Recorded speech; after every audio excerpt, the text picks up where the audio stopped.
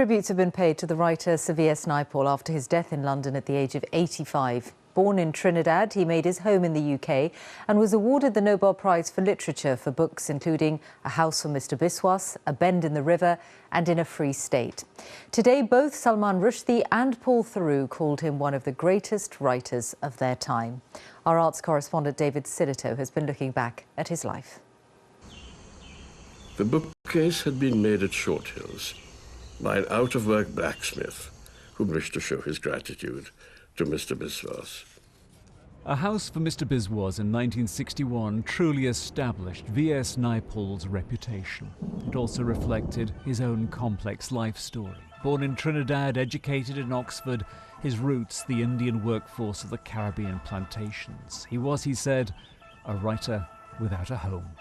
I think we now, all of us can carry 5, 6, 9, 10, even 20 ideas of who we are, because the world is no longer, and probably has never been, that tribal a world.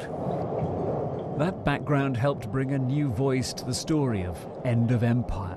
1971's In a Free State won the Booker Prize. Its journey from India and the Caribbean to Africa combined beautiful writing with some brutal observations.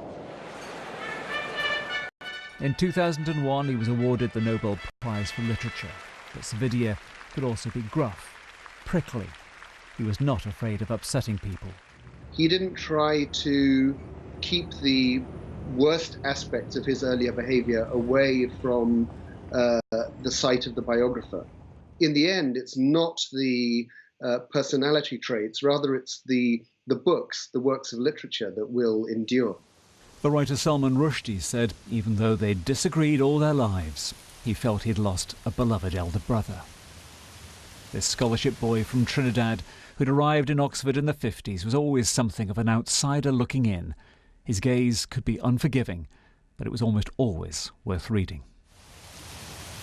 To understand me, you've got to know that writing is the most important aspect of my life. So it's a kind of magic. It's a kind of magic. Vidia Naipaul, who's died at the age of 85.